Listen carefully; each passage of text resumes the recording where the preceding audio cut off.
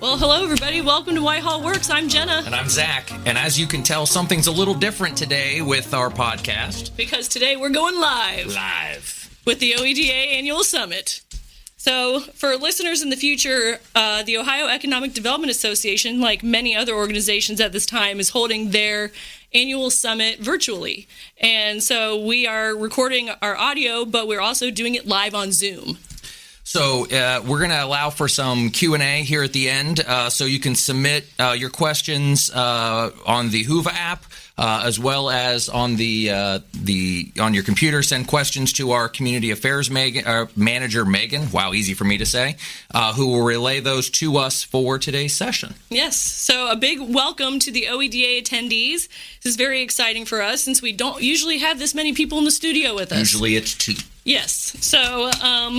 But yeah, and for those of you that are just listening later in the future, the Ohio Economic Development Association is more about that is in our show notes. So let's go ahead and get started. So the theme for the 2020 Annual Summit was moving the needle, and I know that we were very excited when we saw that theme because we thought that Whitehall has a great story about doing just that.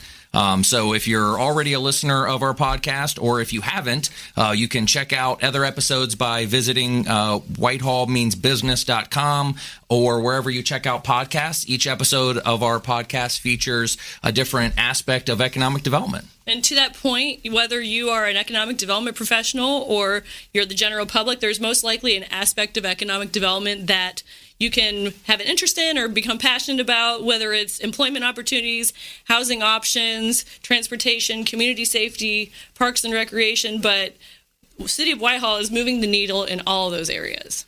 That's correct. And so to illustrate, how Whitehall has come to the point of developing a key intersection that we'll talk about today. It's the northeast corner of Broad and Hamilton. It's really one of Central Ohio's key intersections. We talk about that you really have to get a lot of pieces put into place. That true community development isn't checkers. It's more of a Rubik's Cube. You have to make sure that everything fits into the right place and make sure that it's going in the right direction in all aspects. So let's run through a couple key areas where the city really has been working over the last decade to move that needle. Yeah, so we'll start with housing. So at the beginning of September, the Mid-Ohio Regional Planning Commission released their results of their regional housing study, which clearly defines the core housing issues of Central Ohio, that the Central Ohio region is facing. And as we expect over 700,000 new residents between now and 2050, the study calculates that about 11,000 new residential units will be needed to be developed annually to meet this demand. Well, and we met with, at one of the MODE events, we had the president of the Central Ohio BIA, and they talked about that, we certainly are not keeping up building enough units. And so we really have to look for ways to eliminate barriers to folks. One of the ways that Whitehall has worked really hard over the past number of years in eliminating barriers was the owners in reinvesting in their homes. And so, since 2015, we've worked and distributed about $300,000 in grants for homeowners to make additional investments in their properties. And you can see that having a ripple effect in our neighborhoods. For every dollar the city invested, the city realized an additional $3 of investment in those neighborhoods. And so it has really been a project, whether it's our sidewalk replacement program or our home rehab program this year with allowing folks to apply for backwater devices to prevent flooding in their basements. The city really has invested significantly improving our neighborhoods. Yeah, another program that we started in 2013 was the city partnered with Huntington Bank on a down payment and closing assistance program to kind of regenerate the housing market in our community. And in 2018, Whitehall saw a 15% of housing price appreciation. And so to your point, I mean, it's, in response to what we were seeing in the housing market in 2010, 2011, and 12, our partnership with Huntington, Huntington has told us that this was the most successful down payment assistance program that they've ever helped partner with. And so we are really excited about that project and about that program. We were able to help over 100 families move into Whitehall. And those folks that moved into Whitehall generally had a median income 20% higher than our 2010 census median income. Yep. And as Zach kind of touched on a second ago, in 2020, the city unfortunately experienced 2 floods, one in March, one again in May. And in response, the city has invested about $200,000 to assist residents and experience flood damage. And that project we call Project Prevent Backflow. The other barrier that obviously is kind of top of mind throughout the region is the idea of building additional and a wider range of homes. And so in the past several years, over 200 units and homes of affordable housing have been developed in the city, whether it was at Eastway Village, Hamilton Crossing, or the Ashford on Broad. In fact, we just had a virtual groundbreaking with our friends at Homeport on a 32-unit senior affordable housing project known as the Hamilton Annex that we're really excited about bringing additional low-income housing seniors, those units to our market. And then, Jenna, do you want to talk about Norton Crossing? Sure, yeah. So in August, we opened up the lofts at Norton Crossing, which was a project with Continental in partnership with the city. And that is the first market rate development that we've had since the 70s of 360 units there in our community. And then just down the street from there, we just recently broke ground for the Broadwood apartment complex, which is 96 more market rate. And that's a Robert Weiler project where Norton Crossing is Frank Cass and Continental. And so those are just a couple examples of the way that we're addressing core housing issues outlined in that regional housing study. With businesses, obviously, business retention, expansion, and attraction is a key platform for the city. And so just for reference, the city of Whitehall is about 19,000 residents. We have 650 businesses. And in 2018 rather, we had about 33,000 people work inside the city. And so since 2011, the city's income has grown by 6.5 million annually.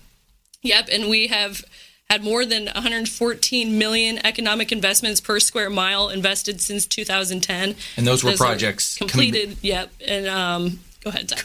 Completed, committed, or underway in Whitehall. And again, we're about 5.2 square miles, so a significant amount of public-private investment inside of Whitehall. As I mentioned earlier, the $6.5 million annually, there's more than $228 million of taxable income, payroll, and business profit that we have added since 2012 because of 2,300 net new jobs since 2012. Yep. So from a business retention and attraction standpoint, bringing in new business has given us more leverage as a community for this new development that we are going to talk about to occur. Absolutely. One of the negative myths and perceptions about Whitehall in the past has been that it's somehow this unsafe community. And so we've spent a lot of time, our leadership, in addressing that perception. And so in 2017, the Division of Police implemented a new 3-year Safer Whitehall strategic plan. And that strategic plan has had a fundamental impact in improving safety in our community. So since that plan was implemented in 2017, when compared to the previous 3 years, violent crime has dropped 27%. There's also been a 38% drop in robberies and a 46% drop in burglaries. And while those stats are shocking and should be applauded, what is really unique about our plan is that it really was this collaborative approach that our Division of Police took in community building and working with residents and businesses throughout the plan, having periodic and quarterly Safer Whitehall town halls. But we really made it this community collaborative approach to really address that safety issue. Yep, absolutely. So the next little piece of the pie is our Parks and Recreation Department. So 2017 was a big year for us to implement new strategies. So since 2017, we have seen a 230% spike in program participants for our parks. That's amazing. Yep.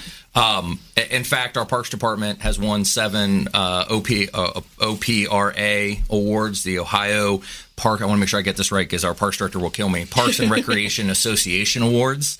We were building on a lot of momentum and success. Obviously, with COVID 2020, we had to cancel a lot of events like our Food Truck and Fun Fest, which is averaging about 25,000 attendees a year. So a really impactful event.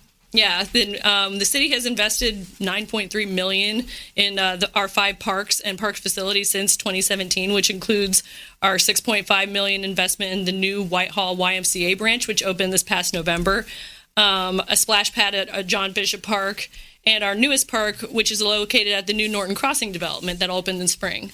So, I mean, these 4 components have put us in a position really to be able to move the needle in our community for the next decade. And work at this intersection at Broad and Hamilton began years ago with the attraction of Priority Designs and Heartland Bank and Wasserstrom and other businesses. And so it really is bringing all that together. It leveraged, then we talk about, Norton Crossing, at the southeast corner that we referenced earlier. And that was a public-private partnership with Continental and Frank Cass, who got in and understood what our vision was for this gateway. Again, as you mentioned earlier, it's the first market rate multifamily product built in Whitehall in a half century, and really paved the way for other folks in Central Ohio to really understand what Whitehall and what this intersection could be about. You then look, to the other corner, the northeast corner, with the what was there previously, and the city and Frank County Board of Health moving forward with a 12-year public nuisance case against the former owners. 317 units of just blighted structures where people were not being afforded that opportunity for safe, secure housing. And so, as we moved forward with that case, ultimately the city settled and acquired that site. And that site backs up to the city's 80-acre nature park. And Whitehall Community Park is really a gem of the east side. It's an 80-acre nature park with access to Big Walnut Creek. I know we're just working on kayak and canoe water launches and docks there that will go out into Big Walnut Creek. There's acres of remeadowed wildflowers and recreational trails, and it's all anchored by that YMCA that you mentioned, which really becomes this really standout asset in our community. Yes. So we've been working on this for a long time. So in March, we announced a partnership between the city and NR Investments, which they're an international developer based out of South Florida. And in South Florida, they're really known for their creative and innovative projects that really integrate affordable housing, placemaking, transportation, and the arts. So their vision really closely aligned with that of our leadership team to really create a truly unique development here on this site. Yeah, it really is unique. One of the other unique things about this public-private partnership was NR Investments sat down with internationally renowned planning firm DPZ, and DPZ is known internationally kind of as the godfathers of the new urbanism, and they've created over 300 plans, infill urban plans that really embrace all 3 of those factors that you kind of talked about. And so we were very fortunate with them to be able to talk about them and talk with them to create a unique plan. Ultimately, this project is going to it's going to induce about a $250 million redevelopment. This project will be the single largest urban redevelopment in an opportunity zone in the country. It's going to feature somewhere between 1,000 and 1,200 residential units, of which 20% will be dedicated workforce housing. Again, that's part of our vision that closely aligned with our development partners. It's going to have 250,000 square feet of office space, approximately another 100,000 square feet of retail, restaurant, commercial space, and it is going to allow for diversity in our housing, as well as creating 3,000 construction jobs and 1,000 permanent jobs. This is a mixed-use product that is so badly needed, not only in Whitehall, but in this portion of the region, being in the shadow of the airport and so close to the downtown core of Columbus. Absolutely.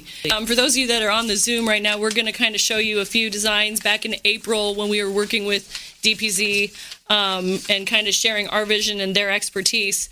They kind of drew up some drawings of what we envision this site to look like. Very pedestrian oriented, more urban, very dense.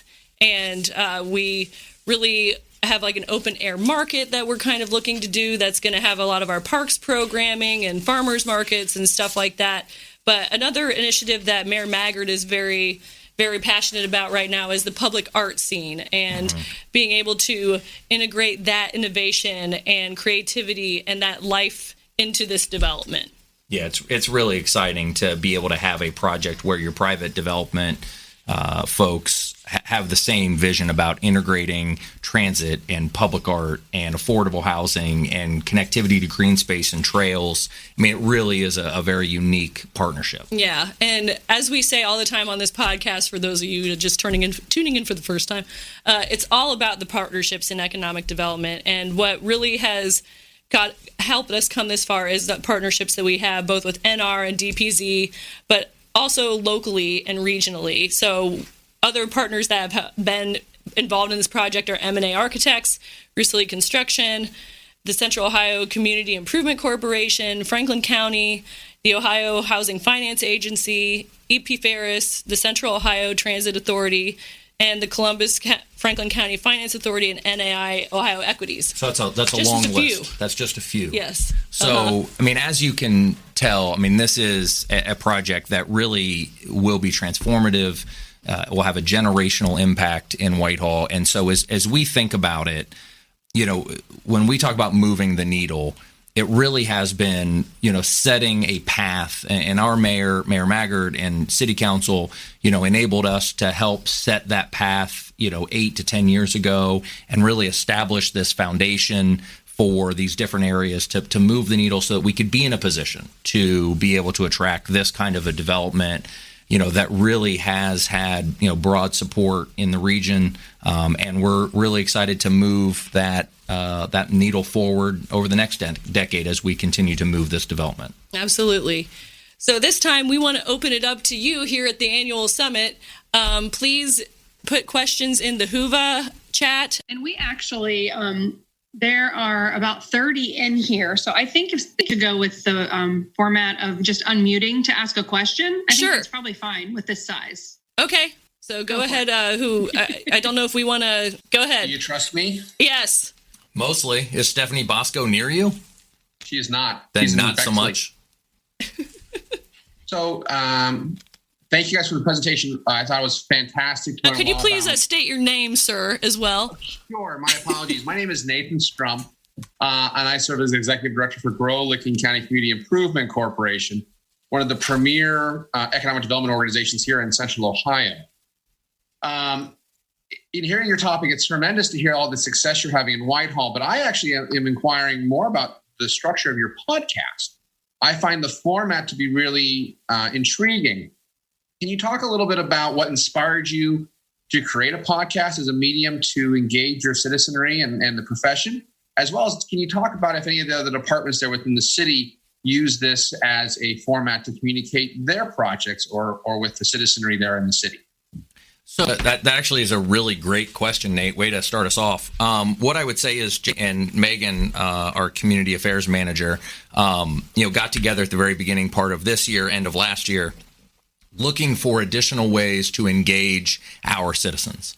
And our citizens and also stakeholders, both in the community and out of the community, looking for just additional ways that we could engage them, understanding, from that the world of how you can get your message out has certainly changed over the last number of years. Certainly with the rise of podcasts, we thought it would be something that we could do that'd be a little unique. Candidly, we wanted to stand out a little bit. I think we've talked a lot about, Nate, that, Jen and I can change anyone's perception or anybody's mind about Whitehall if you give us 20, 30 minutes. The problem is there's, 2 million people who live in Central Ohio who haven't heard our message. And so we spent a lot of time working on how can we better engage those folks to understand what exactly is going on in Whitehall. I will say, we have hoarded the podcast just for us in 2020 because we wanted to work through kind of the process and the glitches But I will tell you that the plan in 2021 is to allow for it to be more than just economic development, but also about what other good things are going on, what other programs we have in the city. Absolutely. Yeah, I would say that for us, it was like a business retention expansion outreach. It was also a marketing outreach. And just a little plug. So in December, I actually wrote an article for the IEDC Journal, and it is going to be talking about just this, Mr. Strum, that you asked about how we kind of started it and came up with it and how we've been doing and our progress and all kinds of stuff about podcasts. So yeah, it has been a little challenging with COVID as we've worked to try to make sure that we were still having guests be able to talk about relevant topics. And so COVID has presented that challenge. But overall, I mean, it's been a really good experience, and we're getting good feedback from our leadership. They seem to enjoy it. So season 2 hopefully will come online next year as well. So it has been a successful tool for us. Well, and as a follow-up, if I may, again, Nate Strum, Grow Licking County Community Improvement Corporation. Premier economic development organization. All right, that's why I like you, buddy. What's the startup cost? I mean, microphones, some type of soundproof booth thing. I have a friend who does podcasts for literature, and she's like, I just hang out in my closet and use a microphone tied to my phone. But I don't know if that's how you guys do it on the side. When you're not they don't let me buy anything for the city. What I will tell you is, like you, Nate, we run on a very lean budget. We are fortunate to have partners with Circle 270 Media at the 511 studio in downtown Columbus. So we utilize their studio and their equipment and their expertise. Jenna and I just show up. We talk into microphones. We're silly and ridiculous, and they make us sound good. I'm hoping this is the first one we've recorded video. I'm hoping they also make us look good. That's difficult on this side of the desk here, but we didn't. We understood that was not a commitment or even an ask that we could make to our leadership to say, "Hey, we want to invest in the hardware." So we found partners again with Circle 27 Media and at the 511 studio or 511 studio who had that expertise. And Nate, we also had about a $5,000 budget, if that tells you anything. That was generally kind of ballpark where we were coming from. Yeah, that helps. I mean, I think this is a great forum to kind of promote not only your city, but the growth in general and best practices. So I really thank you guys both for sharing your story today and also sharing it through this format. So thank you. Thanks, you. Nate. Okay, we have a question here from our community affairs manager. So we had some people writing questions prior to you guys doing this podcast, and one of them really wanted to know, how are you engaging the community in the whole redesign of what we're going to see on the corner of Broad and Hamilton? So what have you done so far, and what do you look forward to doing in the future? Yeah, so Megan asked us, if you couldn't hear Megan, she was asking about our community engagement process with this whole development, and where are we going from here? Want me? Okay. Yes. So what I would say is that so in 2018, one of our former colleagues, Joe Ryan, put together with some consultants, our citywide comprehensive development plan. And about the same time, this site was going through the courts, and the city, as part of the settlement, was required to purchase it. And so part of our comprehensive development plan engaged stakeholders, even at that time, engaged stakeholders on the type of development that they would want to see in the community and what kind of amenities, what kind of buildings, what kind of uses would they want to see. We had a stakeholder group of about 45 people. And then we had outreach sessions where we did different focus groups. We were at community events where we engaged people. And so we went through that process. We did a public opinion survey as well in 2018 that, again, talked about these kind of sites and what kind of developments they'd want to see. And so we did both of those things. And then, working with our leadership and stakeholders at the end of last year to, again, fully understand what kind of development they were looking for.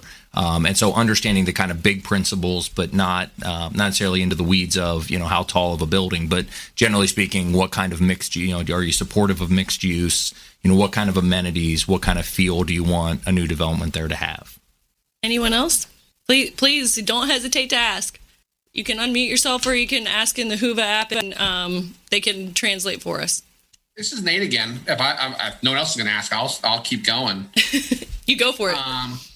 What does season 2 look like? What are you guys thinking from a programming standpoint? What do you want to cover? What's the ideal scenario? So it's funny you talk about that. We were actually talking about that literally before we went on the Zoom today. I think we want to have a session that would cover the Whitehall brewery scene. We have a couple breweries that have recently opened and a couple that are planned. So we want to talk about the different breweries we have in Whitehall. I think we want to do a little bit of a deeper dive into transit and how transportation will be impacted at this new development. We've had really great conversations so far with CODA and with Michael Logis over there. And so those are two of the topics that we talked about. And so you want to talk a little bit about, some of the other topics that we kind of mentioned? Yeah, we also are talking about that new park that we mentioned at Norton Crossing at the development there. It's going to open up in the spring and different programs that we're going to have out there. It's kind of part of what Zach said. We're kind of trying to outreach into more of our departments at the city of Whitehall as well.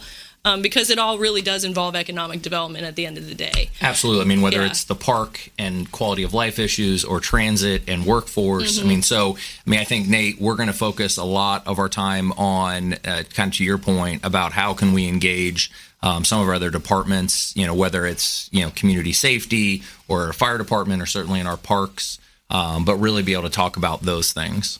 Thank you. Yep. So we're going to share a question that was submitted via the chat. The question is, the East Broad and Hamilton development is situated on the east-west Linkus mobility corridor. Could you speak to the regional mobility perspectives that you have maintained while developing the project plan? Sure. So what I would say is, we've obviously, are working with our partners at MORPC, at CODA. We certainly have a strong preference, as they've talked about, an express route or a BRT. We think Broad Street really aligns very well with the goals of a BRT. Personally, I think you could link tens of thousands, if not hundreds of thousands of jobs along Broad Street from downtown all the way out to Nate Strum in Licking County, along that route. And if I think I remember this right, I think CODA told me that 70% of their ridership are people going to and from work. And so when you have such significant job hubs along Broad Street, whether it's DSCC and 10,000 employees or Mount Carmel or L Brands, and then again out to the distribution that you see out in Pataskala and Etna, you have the potential to link all of those jobs and allow folks making anywhere from $17, $18 on up to live anywhere along that corridor. And so as we looked to develop this site plan, we certainly were keeping those things in mind with how Broad Street and then Hamilton could be this nexus of this express route. And we really had a good conversation with Michael Logis from CODA about this stuff in a previous podcast. So again, whitehallmeansbusiness.com if you want to check that out. Good plug. Good plug. I don't know. There aren't any more questions. Tracy, anything from OEDA? Nope. There's nothing. There are no more in the chat or in Whova. So, Nate. Nate Strum, do you have any more questions? Well, first and foremost, I just want to take a moment here and actually thank Zach and Jenna again from Whitehall. I think this has been such an insightful, not only from a content standpoint, with what the city's doing there to better engage their residents, but also how you are impacting lives there in the city. At the end of the day, what economic development is to me, to a lot of other practitioners, it's how we're impacting our communities, how we're impacting our residents, and how we're helping to improve the quality of life. I think your presentation today really touched on a lot of those elements across the broad spectrum. So really want to thank you both for that information. I think you do a tremendous job. And that's not me blowing smoke there in the city of Whitehall. You as a tandem are just fantastic. So that's my 2 cents. Thank you, Nate.